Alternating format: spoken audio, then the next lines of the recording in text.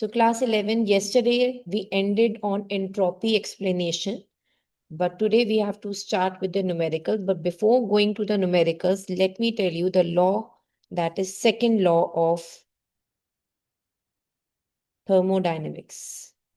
We did the zeroth law, the first law, and now we are on the second law of thermodynamics, which is based on entropy, that is degree of randomness. कि अगर कोई भी spontaneous process हो रहा होगा, every spontaneous change is accompanied by an increase in entropy. कोई भी अगर चेंज हो रहा होगा तो वो मतलब कोई भी स्पॉन्टेनियस प्रोसेस हो रहा होगा तो उसके अंदर एंट्रोपी बढ़ती हुई दिखेगी. ये है सेकंड लॉ ऑफ थर्मोडायनेमिक्स. अब जरा स्पॉन्टेनियस रिएक्शन और ये नॉन स्पॉन्टेनियस रिएक्शन क्या होते हैं, प्रोसेस बोल लो या रिएक्शन बोल लो, एक ही बात है. तो स्पॉन्टेनियस प्रोसेस क्या होता है, ये हमारा नेक्स्ट पार्ट है. तो ये कहते हैं एक ऐसा प्रोसेस जो कुछ गिवन सेट ऑफ कंडीशंस के अंदर अपने आप पर हो जाए, उसे हम लोग क्या कहते हैं, स्पॉन्टेनियस प्रोसेस. या जिसको जरा सा अगर हम इनिशिएट कर दें, स्टार्ट कर दें और वो होने लगे, तो उसे हम कहते हैं स्पॉन्टेनियस प्रोसेस. तो एक मिनट जरा लिखिए, a process which under some given conditions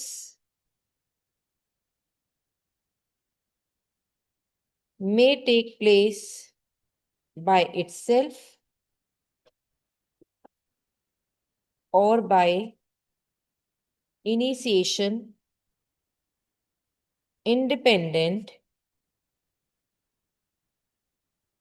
of the rate is called spontaneous process.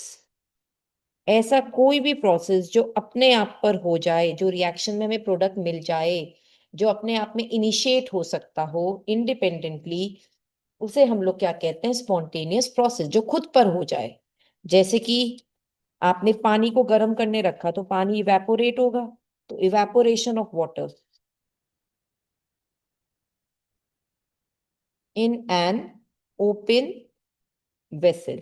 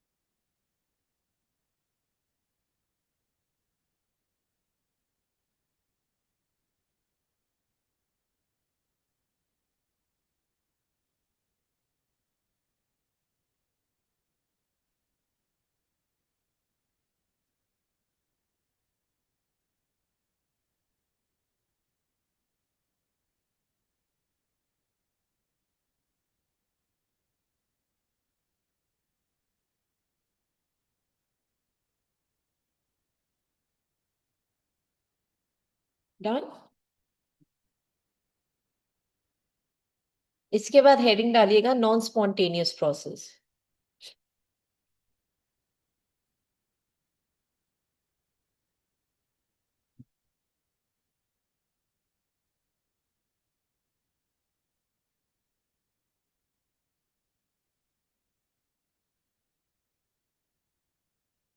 Correct.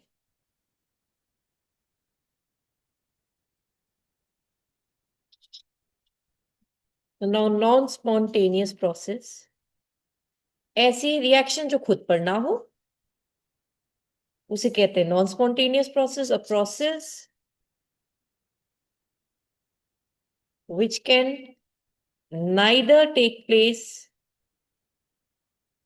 by itself, ना खुद पे हो रही हो ना ही इनिशिएशन पे हो रही हो, यानी अगर हम कुछ कोशिश भी करें उस रिएक्शन को कराने की तब भी वो हो नहीं पा रहा हो। जैसे कि आप कितनी कोशिश कर लीजिए, आप सैंड को पानी के अंदर डिसॉल्व नहीं कर सकते, तो सैंड डिसॉल्व इन वाटर।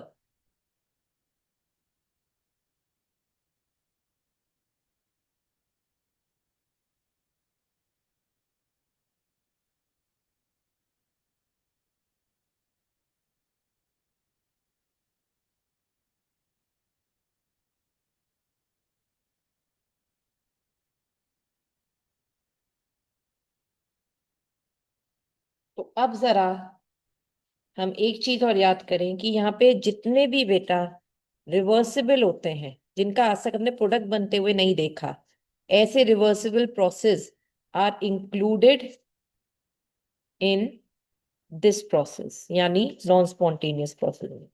तो जब रिवर्सिबल इधर है तो वहां कर लेना इरिवर्सिबल प्रोसेस, और इरिवर्सिबल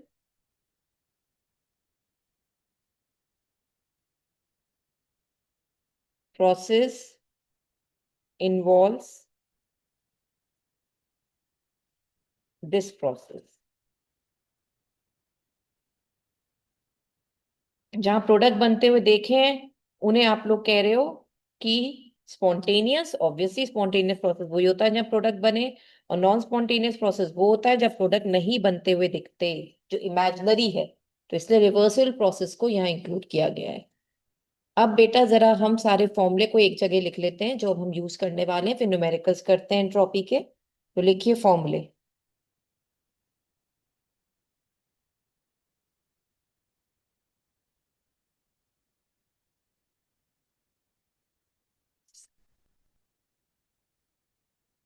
सबसे पहले एंट्रोपी किसी भी सिस्टम की जब निकलती है Q अपॉन टी के इक्वल होती है, या हम कह सकते हैं डेल्टा H अपॉन टी के इक्वल हो सकती है। ठीक है। दूसरी चीज, एंट्रोपी टोटल जो होती है वो सिस्टम की एंट्रोपी और सराउंडिंग की एंट्रोपी को ऐड करके निकलता है। जब तक कोई कहे कि स्पॉन्टेनियस प्रोसेस है या नहीं, तो आप डेल्टा एस टोटल निकालो। अगर वो पॉजिटिव आ रहा है तो स्पॉन्टेनियस प्रोसेस है, अगर वो नेगेटिव आ रहा है तो नॉन स्पॉन्टेनियस है, और अगर वो जीरो आ रहा है तो यानी वो इक्विलिब्रियम पर है। इक्विलिब्रियम मतलब बैलेंस हो चुका है। लेकिन जब हम डेल्टा एस टोटल निकालें तभी ये बात करेंगे।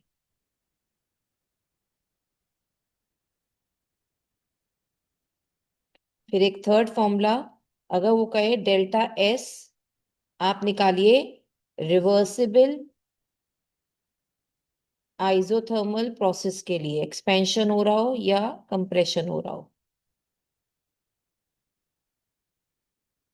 तो डेल्टा एस होता है 2.303 N are log V2 upon V1, या T1 अपॉन T2।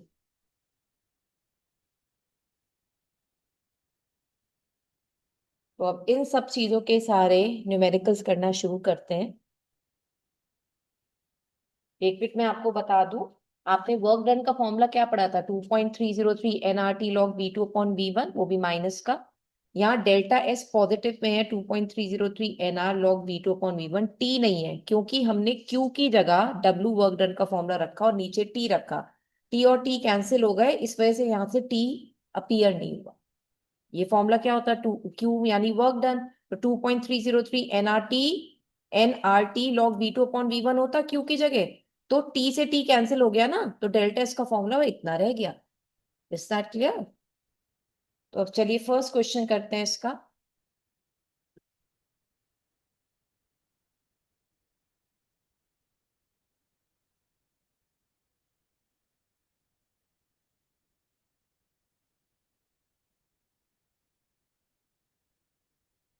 कराऊं बच्चे?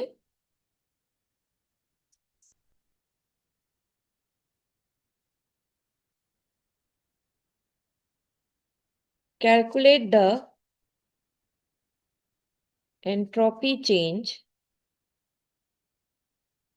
इन surroundings when 1 mole of water जो कि लिक्विड में है वो बन जाए स्टैंडर्ड कंडीशंस के अंदर।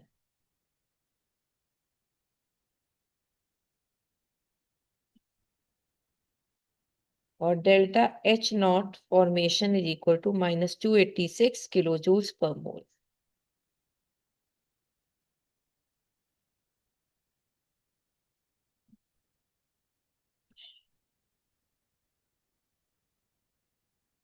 तो हमें यहाँ एंट्रोपी चेंज निकालना है सबसे पहले सराउंडिंग्स में।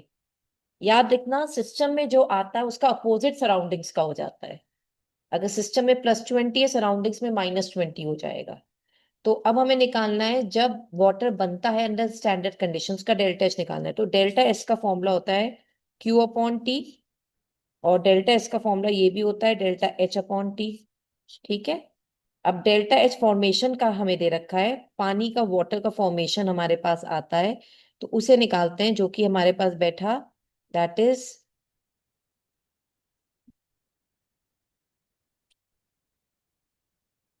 नॉट का मतलब होता है स्टैंडर्ड कंडीशंस और कुछ नहीं। तो इसकी वैल्यू दे रखी है -286 किलो जूल्स पर मोल। एक बात बताओ बेटा, ये इसका मतलब क्या होता है? इसका मतलब होता है कि पानी को बनाने में, फॉर्म करने में, एफ फॉर मतलब फॉर्मेशन में इतनी एनर्जी बाहर निकली। तो ये किसकी एनर्जी है? वाटर को बनाने की एनर्जी है। तो वाटर को बनाने के लिए वाटर इज फॉर्म्ड, ये एक सिस्टम हो गया, यानी ये आपको क्यू सिस्टम दे रखा है एक तरीके से। तो जब इतनी एनर्जी बाहर निकली, वो एनर्जी कहाँ गई? सिस्टम से इतनी एनर्जी बाहर निकलकर कहाँ जाएगी? सराउंडिंग्स में। तो क्यू सराउंडिंग्स हो जाएगा इसका उल्टा, यानी +286 किलो जूल्स पर मोल। अब डेल्टा एस क्या होता है? हमें सराउंडिंग्स का निकालना है, तो उसका फॉर्मूला हो जाएगा क्यू सराउंडिंग्स अपॉन टी। तो Q surroundings upon T, surroundings है +286। और जब भी कोई बोले स्टैंडर्ड कंडीशन, टेम्परेचर दे या ना दे, टेम्परेचर तब होता है 298 केल्विन। Remember this thing. जब यहां पे बात हो, इस चैप्टर में स्टैंडर्ड टेम्परेचर की बात हो, तो वो 298 होता है, ना कि 273। वो गैसियस वाले चैप्टर की बात है। तो यहाँ 298 केल्विन होता है। ये आएगी हमारे पास 0.95 किलो जूल्स पर केल्विन। तो ये हमारे पास आंसर आया जब हम बात कर रहे हो एंट्रोपी की, कि वो सराउंडिंग्स में कितनी गई। समझ में आया? क्वेश्चन में कुछ भी नहीं था, सबसे सिंपल था, बस समझना था। फॉर्म जब भी कोई हो रहा हो जिसका डेल्टा एच दे रखा हो, वो सिस्टम है। सिस्टम से एनर्जी निकली या अंदर गई तो अफेक्ट पड़ेगा सराउंडिंग्स पर। ठीक है। सिस्टम कोई अपनी एनर्जी प्रोड्यूस जब करता है, वो कहाँ जाएगी? सराउंडिंग्स में, या सराउंडिंग से एनर्जी खींच कर लेगा अपने अंदर। यही चलता रहता है बच्चे। ठीक है। क्वेश्चन 2 पे आते हैं अब हम। Done. Predict in which of the following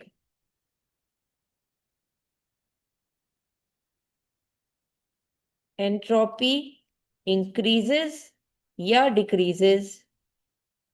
सबसे पहले, जब कोई लिक्विड क्रिस्टलाइज होता है इनटू सॉलिड। लिक्विड चीज जब सॉलिड में कन्वर्ट होती है बेटा, एक बात बता, लिक्विड के पार्टिकल इधर उधर घूम रहे हैं आजादी से। सॉलिड के पार्टिकल्स तो पैक्ड हो जाते हैं। तो बताओ, भगदड़ कहाँ ज्यादा है? सॉलिड के अंदर, लिक्विड के अंदर? वहां स्पेस ज्यादा है। तो आप कैसे कहोगे ऐसे चलने पर? यानी जब भी कोई लिक्विड क्रिस्टलाइज सॉलिड के अंदर होता है, उसकी एंट्रोपी डिक्रीज हो गई, उसकी भगदड़, उसका डिसऑर्डर, एंट्रोपी मतलब होता है डिसऑर्डर, कम हो गया, तो it decreases. This is the answer. Second है, temperature of a crystalline solid is raised 0 kelvin से 115 केल्विन तक। चलो बताओ, 0 केल्विन से 115 केल्विन, सॉलिड ही है मगर टेम्परेचर अलग अलग है। पहले 0 केल्विन पे था, फिर तुमने बढ़ाया 115 केल्विन हो गया। बताओ सॉलिड के बॉन्ड्स पे असर पड़ेगा या नहीं? बॉन्ड टूट जाएंगे बेटा, जब आप टेम्परेचर बढ़ाओगे सॉलिड के बॉन्ड टूट जाएंगे। टूटेंगे तो पार्टिकल्स आजाद हो जाएंगे, आजाद हो जाएंगे तो वो डिसऑर्डर ज्यादा प्रोड्यूस करेंगे। ठीक है, तो इसका मतलब टेम्परेचर इंक्रीज करने पर एंट्रोपी इंक्रीजेस।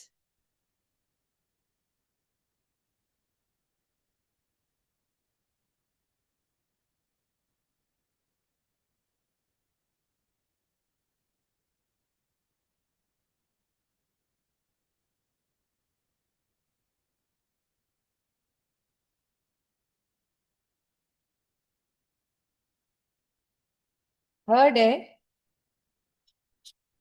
अगर आपके पास सोडियम बाइकार्बोनेट है, वो भी सॉलिड फॉर्म में, तो ये Na2CO3 सॉलिड बनाएगा, CO2 गैस बनाएगा, वाटर गैस बनाएगा।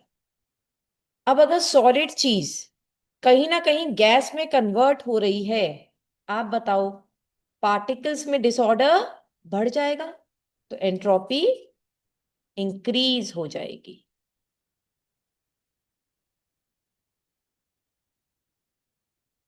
अब बताना, H2 गैस एटम्स में कन्वर्ट हो गया। H2 मॉलिक्यूल था बेटा, मॉलिक्यूल में एटम्स पैक्ड होते हैं, इसमें एटम्स आजाद हो जाते हैं, बॉन्ड ही नहीं है, आजादी से घूम रहे हैं। बताओ एंट्रोपी, वेरी गुड, इंक्रीजेस। याद रखना, एंट्रोपी मतलब होता है डिसऑर्डर, डिसऑर्डर बढ़ गया, डिसऑर्डर कम हो गया, ऐसे सोचना है।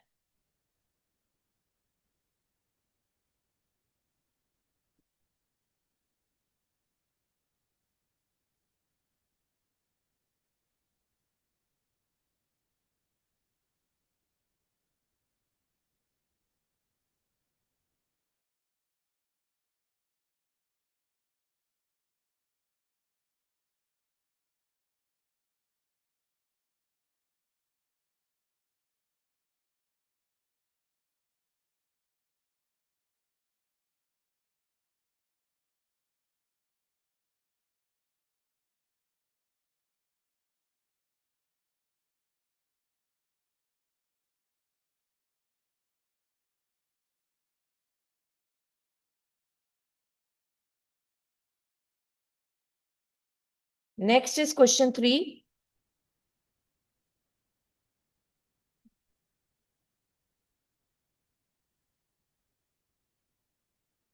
For oxidation of ion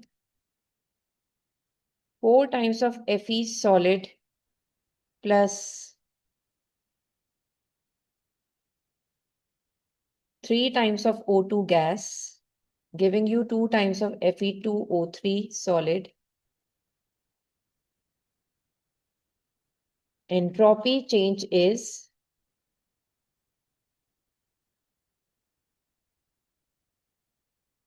joules per Kelvin per mole at 298 Kelvin. In spite of negative entropy change of this reaction, why is the above reaction spontaneous? बहुत अच्छा क्वेश्चन है बेटा, पर इस क्वेश्चन में तुम सब समझ जाओगे। और फॉर्मेशन की एनर्जी इतनी दे रखी है, एंथैल्पी या एनर्जी बोल दो, जूल्स पर मोल।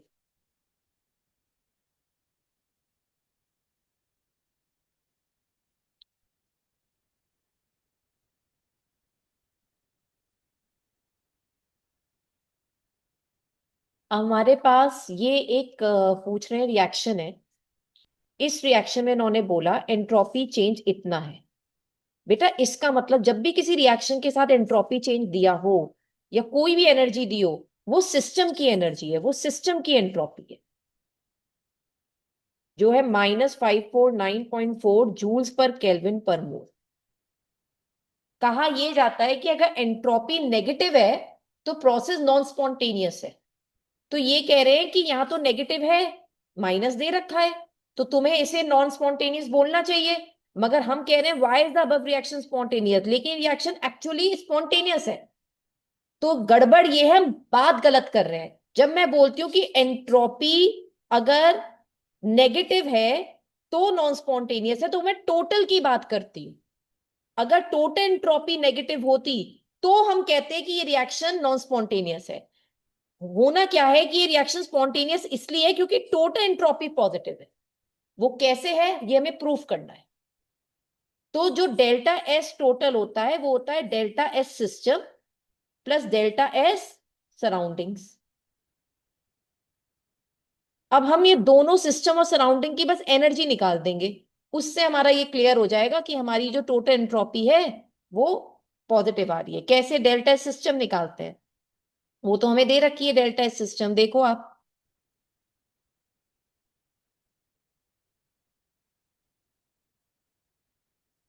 डेल्टा सिस्टम कितना है, -549.4। तो -549.4 ये तो डेल्टा सिस्टम दे दिया। डेल्टा सराउंडिंग्स हम निकालते हैं। अब बताओ, Fe2O3 को बनने में इतनी एनर्जी लगी, तो ये एनर्जी कहाँ गई, सराउंडिंग्स के अंदर। सराउंडिंग्स के अंदर गई तो +1648 10⁻³ हुआ जूल्स। और टेम्परेचर हम क्या लेंगे,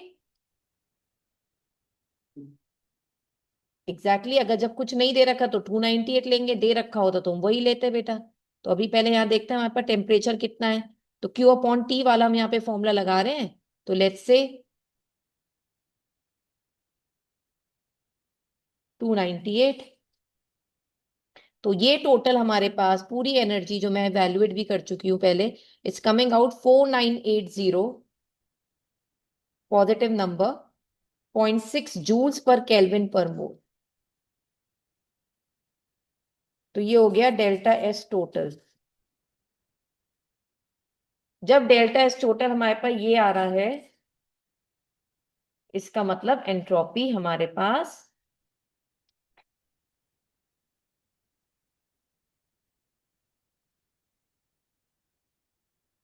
पॉजिटिव आ रही है।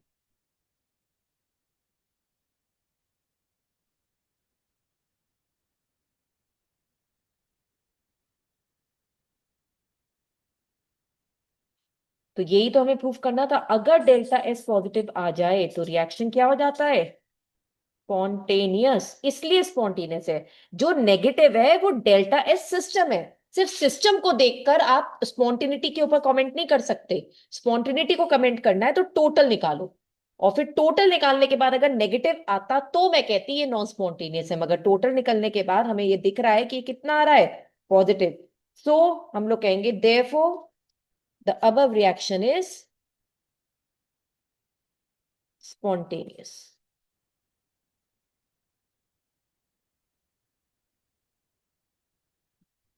चलिए question 4,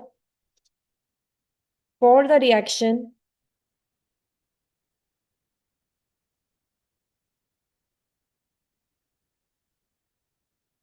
what are the sign of delta H and delta S.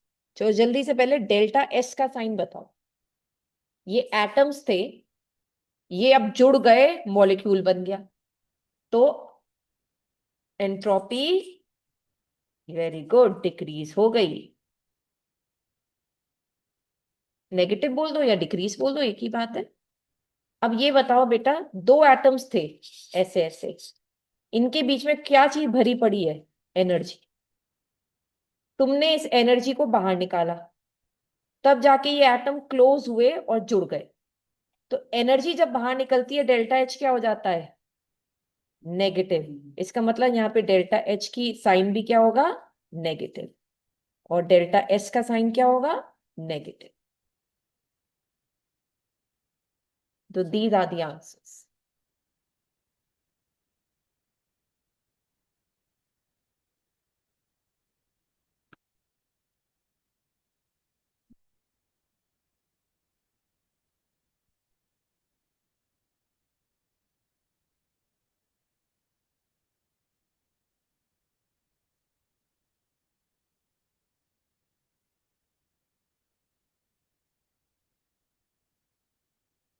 Done बेटा, समझ में आया? अब हम एक नए टॉपिक की तरफ बढ़ रहे हैं। Put down the heading Gibbs free energy. Gibbs is the name of the person, और फ्री एनर्जी हमारा कॉन्सेप्ट है जो उन्होंने हमें समझाया, उसी के बारे में हम बात करेंगे। गिब्स फ्री एनर्जी को डिनोट करते हैं हम by capital letter G. It was introduced by J Willard Gibbs.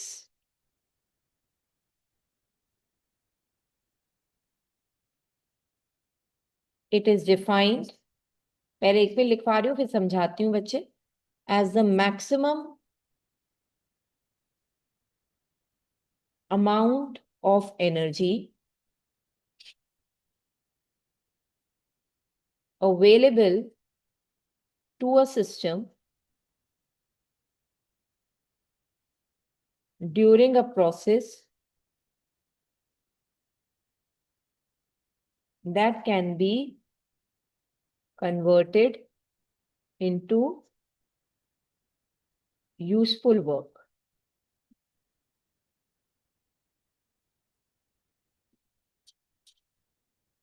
देखो बेटा, मान लो किसी सिस्टम को 100 किलो जूल्स की एनर्जी दी, मगर सिस्टम में उस 100 में से 60 तो यूटिलाइज करी, 40 वेस्ट हो गई।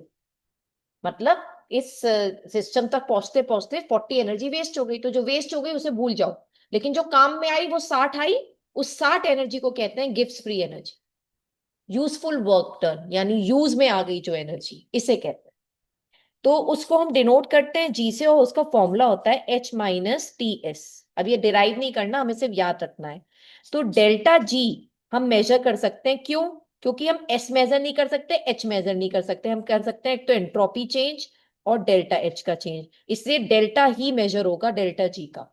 इस इक्वेशन को हम कहते हैं बेटा गिब्स, ये बहुत इंपॉर्टेंट है, क्वेश्चन आता है कि हेल्महोल्ट्ज इक्वेशन बताओ कौन सी है। गिब्स हेल्महोल्ट्ज इक्वेशन इसको कहते हैं, delta G equals to delta H minus T delta S.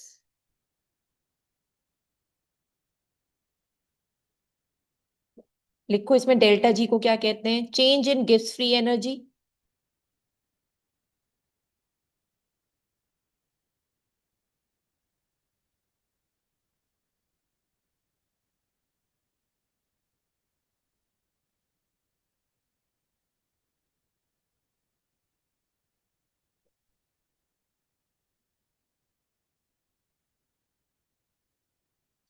Delta G को हम कहते हैं change in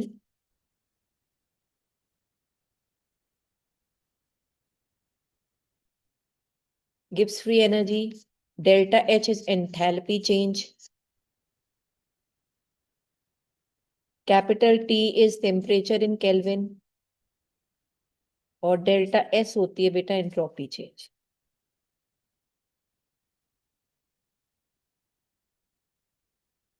now the fifth point, कोई आपसे पूछे मैक्सिमम वर्क डन कैलकुलेट करो, तो पहले तो ये work done, maximum work done होता कौन से प्रोसेस में? रिवर्सिबल प्रोसेस के अंदर मैक्सिमम वर्क डन होता है। तो W का फॉर्मूला होता है -2.303, अगर आपको याद होता हो। रिवर्सिबल आइसोथर्मल रिवर्सिबल हम लिखते हैं, और उसके अंदर मैक्सिमम वर्क डन होता है, जिसको हम ऐसे लिखते हैं -2.303 nRT log V2 upon V1। अब बहुत ध्यान से सुनना, अगर डेल्टा जी का साइन नेगेटिव आता है, तभी हम कहते हैं कि रिएक्शन इज या प्रोसेस इज स्पॉन्टेनियस। अगर डेल्टा जी के बेसिस पे आपको स्पॉन्टेनिटी का आंसर देना है, तो हम बोलते हैं डेल्टा जी नेगेटिव आना चाहिए। तो delta G is equal to maximum work done. Remember this point बेटा, कि डेल्टा जी जो होता है it is equal to maximum work done possible, यानी delta G is equal to maximum work done. तो यानी हम बोल सकते हैं delta G minus minus W के इक्वल है, मतलब एक तरह से डब्ल्यू के इक्वल है। पहले तो आप ये देखो, तो माइनस डब्ल्यू मैक्सिमम के इक्वल, तो माइनस इसलिए लिख रही हूं क्योंकि ये रिएक्शन हम स्पॉन्टेनियस प्रूफ करना चाहते हैं। क्या प्रूफ करना चाहते हैं? कि जिसमें आप मैक्सिमम वर्क डन निकाल रहे हो वो रिएक्शन स्पॉन्टेनियस है, हो रहा है। तो माइनस बाहर आया, डब्ल्यू मैक्सिमम को लिखो -2.303 N R T log V2 upon V1। अब सोचो अगर मैं माइनस को, ये ब्रैकेट हटा के दोनों माइनस को आमने सामने रख दूंगी तो पॉजिटिव हो जाएगा। और अगर डेल्टा जी पॉजिटिव हो गया तो रिएक्शन नॉन स्पॉन्टेनियस हो जाता है। तो हमें ये नेगेटिव निशान प्रिजर्व करके रखना है। तो हम क्या करेंगे, लॉग की वैल्यू को ऊपर नीचे कर लो, तो ये पॉजिटिव हो जाएगा अंदर वाला 2.303 N R T log V1 upon V2 कर लो। तो अब यानी delta G maximum is equal to -2.303 N R T log V1 upon V2 वाला फॉर्मूला लगेगा।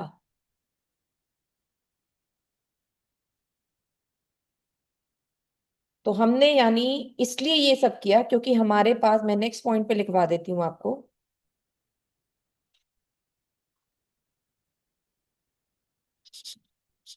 अगर डेल्टा जी नेगेटिव है, अगर डेल्टा जी पॉजिटिव है, या डेल्टा जी जीरो है, तो इनका एक मतलब होता है कि ये स्पॉन्टेनियस प्रोसेस है या रिएक्शन है।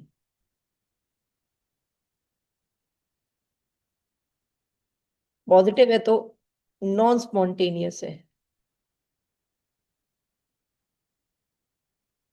और अगर जीरो है तो एट इक्विलिब्रियम है। इक्विलिब्रियम मतलब बैलेंस हो चुका है। अब it is a state function, किसकी बात कर रहे हैं हम? डेल्टा जी की।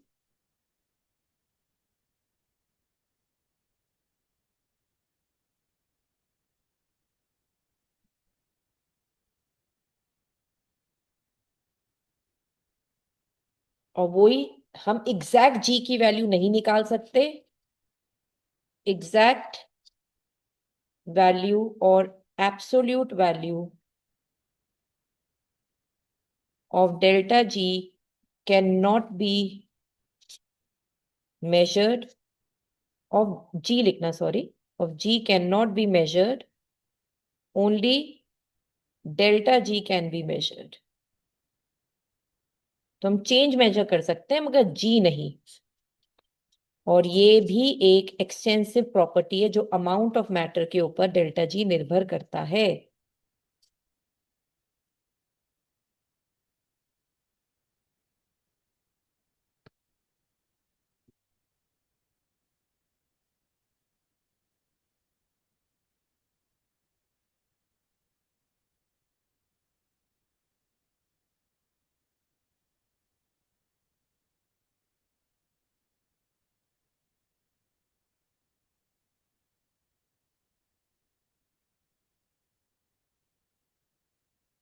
Tenth is it done?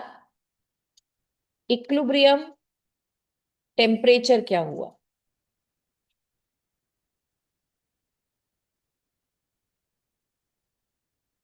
अभी हमने पढ़ा अगर डेल्टा जी जीरो हो जाए इसका मतलब इक्विलिब्रियम पर है।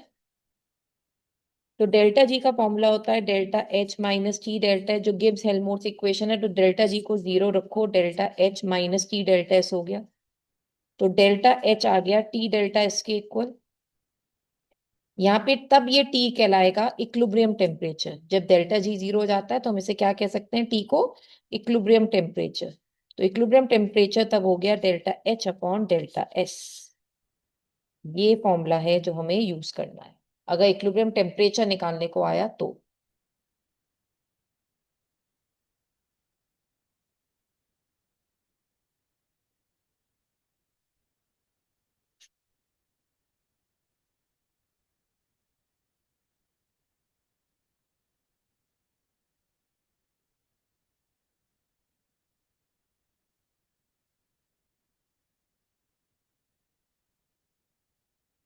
अब बेटा जैसे कि हमें इक्वेशन पता है delta G equals to delta H minus T delta S. अब इसकी इंपॉर्टेंस समझो, हेडिंग डालना इफेक्ट ऑफ, मतलब इसी इक्वेशन से ही लिंक करना है ये topic, temperature on the spontaneity of the process.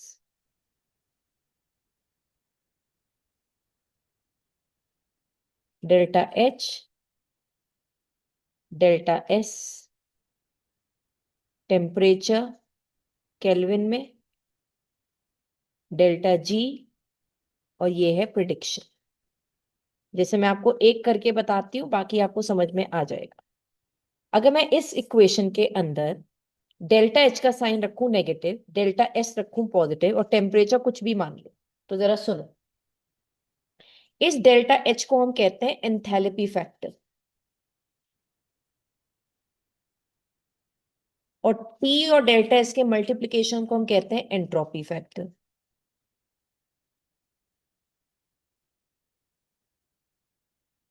अगर हमने डेल्टा एच को नेगेटिव और डेल्टा एस को पॉजिटिव रखा, तो डेल्टा एस को पॉजिटिव रखा, टी से मल्टीप्लाई हुआ, तो पॉजिटिव ही तो हुआ टी डेल्टा एस।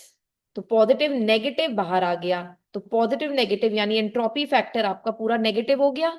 और डेल्टा एच भी क्या है, नेगेटिव। तो बताओ डेल्टा जी का साइन क्या आएगा, नेगेटिव। अलजेब्रा लगानी है और कुछ नहीं, तो नेगेटिव ही आया, नेगेटिव आया। तो इसका मतलब जब डेल्टा जी नेगेटिव आएगा, रिएक्शन कैसी हो जाएगी, स्पॉन्टेनियस। ऐसे सोचना है। तो मैं आपको दूंगी, जरा सोच के बताओ। इस बार उल्टा, ये प्लस, ये माइनस, और ये कोई भी। चलो बताओ। Delta H enthalpy factor positive, delta S negative, negative negative positive. तो इसका मतलब ये पॉजिटिव हो गया, तो डेल्टा जी का साइन भी पॉजिटिव। जब पॉजिटिव आया तो ये रिएक्शन क्या हो गई, नॉन स्पॉन्टेनियस।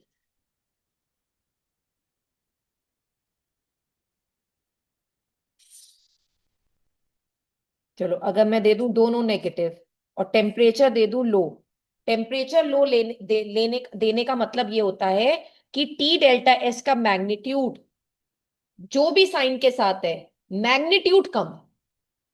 टेम्परेचर लो देने का मतलब ये होता है कि टी डेल्टा एस जो एंट्रोपी फैक्टर है, वो पूरा हमारा लो मैग्नीट्यूड का होगा डेल्टा एच के मुकाबले। अब जरा देखते हैं इसे कैसे अप्लाई करें, जरा देखो।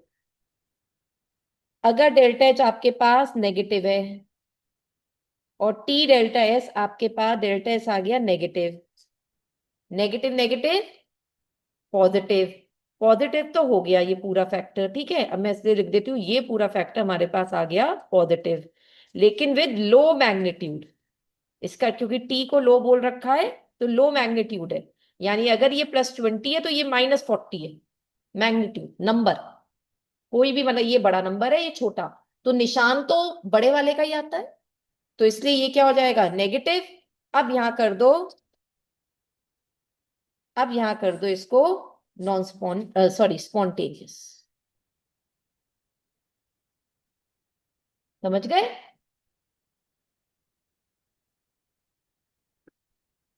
चलो next. Delta H delta S temperature kelvin में, डेल्टा जी और प्रिडिक्शन, नेगेटिव नेगेटिव और ये high. Delta G equals to delta H minus T delta S, predict कीजिए बेटा। ये negative, T delta S negative negative negative positive, मगर T high होने का मतलब ये इसका मैग्नीट्यूड डेल्टा एस से बड़ा है, तो प्लस आएगा। तो ये क्या हो जाएगा, नॉन स्पॉन्टेनियस। मैं शॉर्ट में लिख रही हूँ स्पॉन्टेनियस ऐसे। पॉजिटिव पॉजिटिव लो। चलो बताओ। Delta H positive, delta S positive, delta S को टी से मल्टीप्लाई करा तो नेगेटिव हो गया, positive negative negative with a low magnitude, मगर तो डेल्टा एच के पॉजिटिव होने की वजह से ये पॉजिटिव हो गया, तो ये क्या आ गया, नॉन स्पॉन्टेनियस।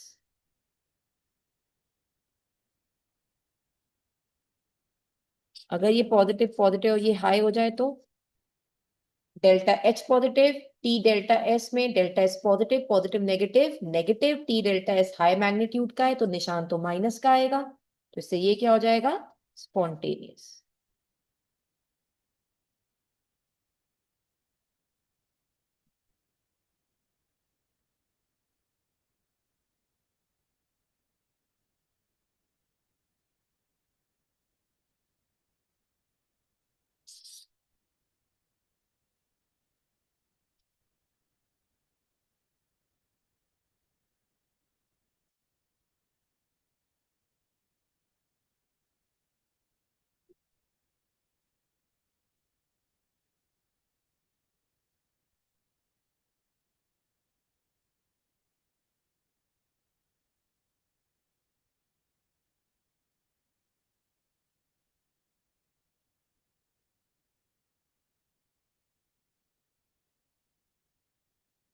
समझ में आ गया बेटा कैसे करना है? कोई प्रॉब्लम इसके अंदर? तो अब हमारे ये सारा पार्ट खत्म हुआ, तो जरा फॉर्मूले लिखें जो अभी तक हमने पढ़े हैं डेल्टा जी से रिलेटेड। डेल्टा जी अगर नेगेटिव है, पॉजिटिव है, तो इसका मतलब ये नॉन, पहले तो स्पॉन्टेनियस है और फिर यानी नॉन स्पॉन्टेनियस है।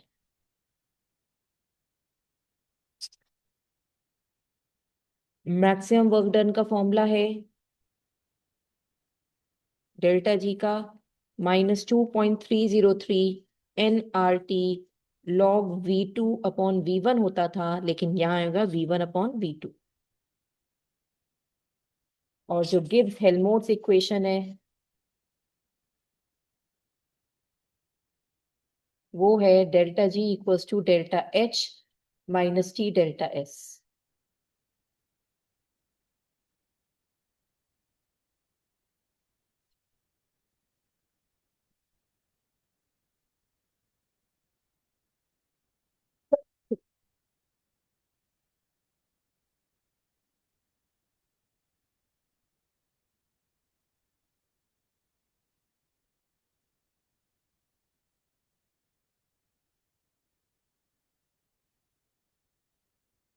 अब बेटा हम क्वेश्चंस करना शुरू करते हैं।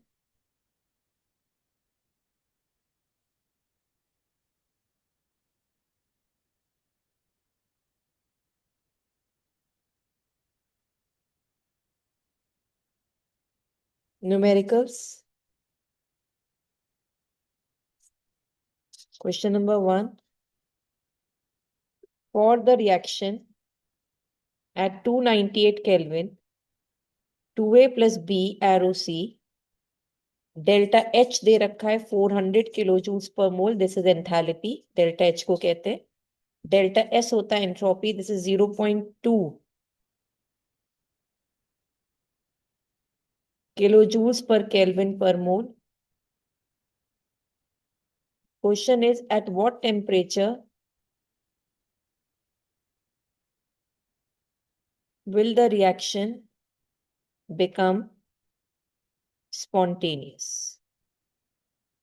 ऐसे रिएक्शन को करने के लिए जब हमें ये बताना पड़े कि किस टेम्परेचर पर रिएक्शन स्पॉन्टेनियस होगा, हमें हमेशा याद रखना इक्विलिब्रियम टेम्परेचर निकालना पड़ेगा।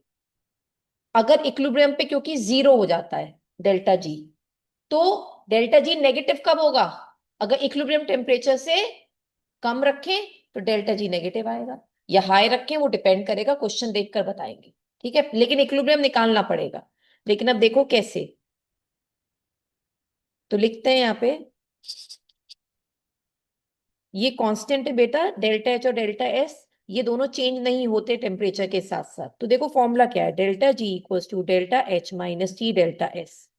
तो पहले तो इक्विलिब्रियम पे करो, एट इक्विलिब्रियम डेल्टा जी आ गया 0। ये क्यों निकालना पड़ रहा है? क्योंकि हमसे टेम्परेचर पूछा गया है, बिना इक्विलिब्रियम टेम्परेचर निकाले हम ये नहीं बता सकते कि रिएक्शन स्पॉन्टेनियस कैसे होगी।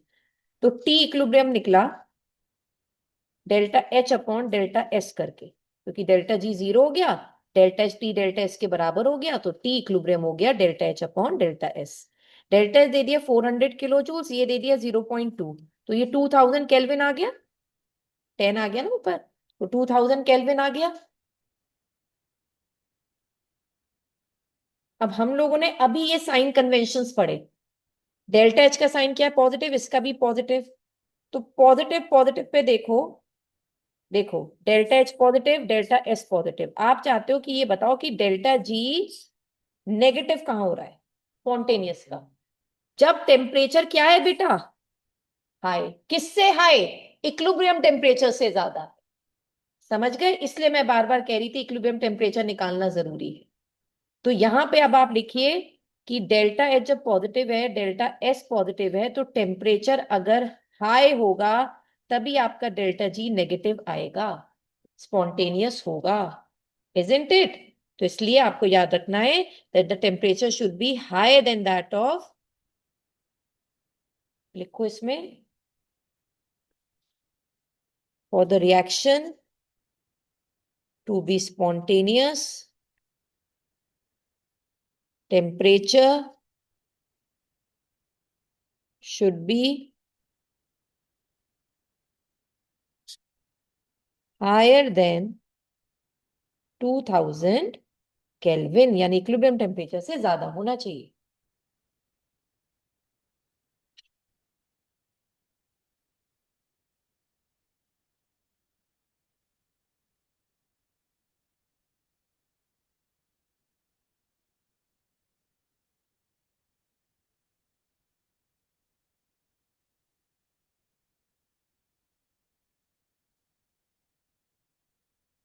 Done.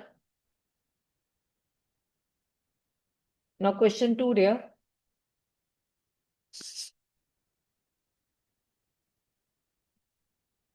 For the reaction, 2A gas plus B gas gives you 2 times of D gas. Delta U naught आपको दे रखा है -10.5 kilo joule. What is delta U not? Internal energy change. और नॉट अगर ऊपर आ जाता है ऐसे, हम बोलते हैं स्टैंडर्ड इंटरनल एनर्जी चेंज। यानी अब टेम्परेचर 298 केल्विन अगर कहीं रिक्वायर्ड है तो आप यूज कर सकते हो, क्योंकि इनके ऊपर जो जीरो लिखा होता है इसे हम बोलते हैं स्टैंडर्ड वैल्यू दे रखी है। और delta S not entropy standard भी दे रखा है। और आपसे मालूम कर रहे हैं calculate delta G not for the reaction and predict whether the reaction occur spontaneously or not.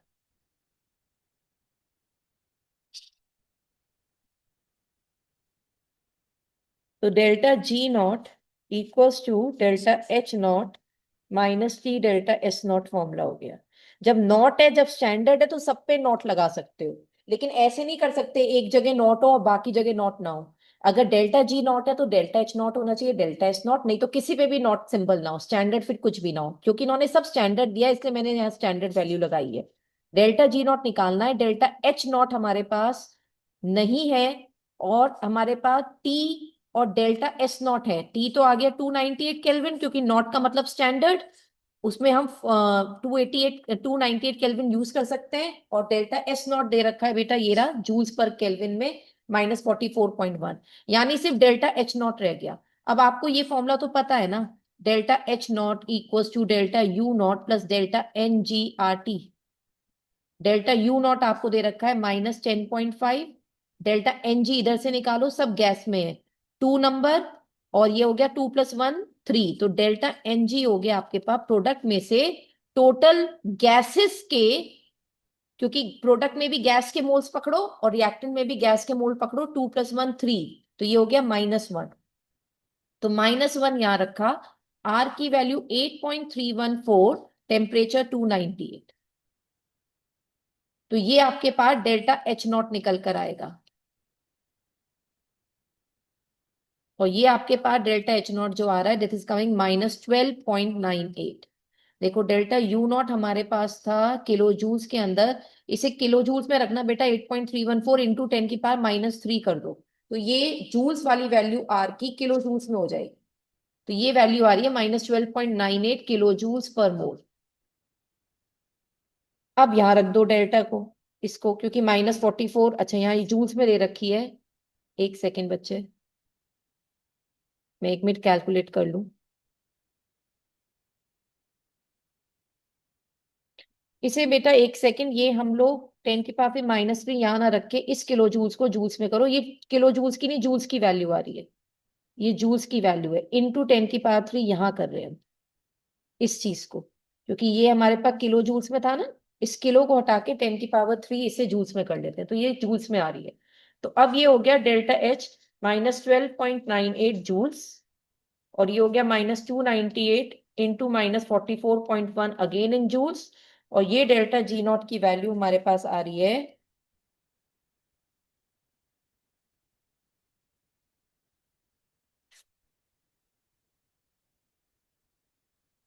Bar bar, 1 second बच्चे, मैंने ये गलती से यहाँ जूल्स लिख दिया, ये तो 0.9, पहले तो जूल्स में ये वैल्यू है 12980, ये आ गई जूल्स, तो किलो जूल्स में हो गई 12.98 किलो जूल्स। पहले तो आई जूल्स में, फिर हमने से किलो जूल्स में कर दिया, तो ये किलो जूल्स में है, मगर 44.1 तो अभी नहीं है ना किलो जूल्स में, तो हमें उसको भी अब किलो जूल्स में करने के लिए या इसको जूल्स में करके रख देंगे तो हमारे पास आंसर क्या आएगा उसके हिसाब से देखेंगे।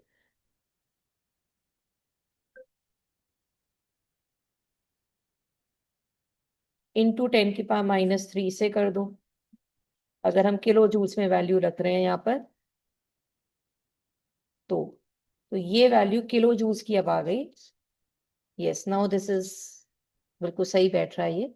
तो this value is coming out to B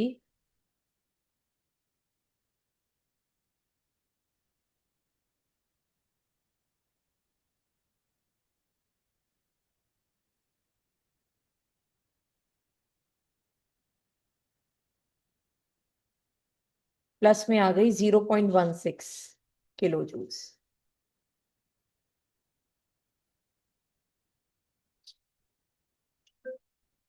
0.16 kilo joules में आ रहा है बेटा आंसर डेल्टा जी नॉट का। This is the final answer. तो अब बताओ डेल्टा जी नॉट क्या आ रहा है, पॉजिटिव या नेगेटिव? तो इसका मतलब रिएक्शन क्या हो गई, नॉन स्पॉन्टेनियस। तो लिख देना the reaction is non spontaneous.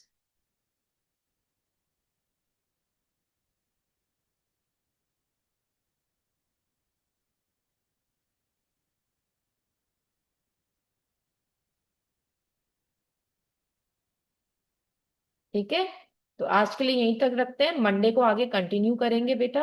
अच्छा सुनो, कल सैटरडे संडे में आपको थर्मोडायनेमिक्स का टेस्ट है इसी चैप्टर का, कहाँ तक, टिल द फॉर्मूले and till the numericals of first law of thermodynamics.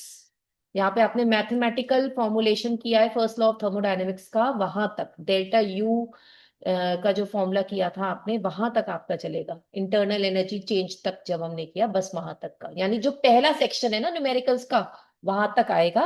और साथ में थ्योरी आएगी। थ्योरी में मतलब सारे जैसे सिस्टम्स की डेफिनेशन होती है, एक्सटेंसिव इंटेंसिव प्रॉपर्टीज होती हैं, और फिर वर्क डन डिराइव करो का फॉर्मूला -2.303 nRT log V2/V1, तो ये वाले सारे टिल कहाँ तक बेटा, जहां तक आपने mathematical first law of thermodynamics का न्यूमेरिकल्स करे वहां तक। इज दैट क्लियर, यानी इंटरनल एनर्जी के एक्सप्लेनेशन से पहले तक। Is that clear dear?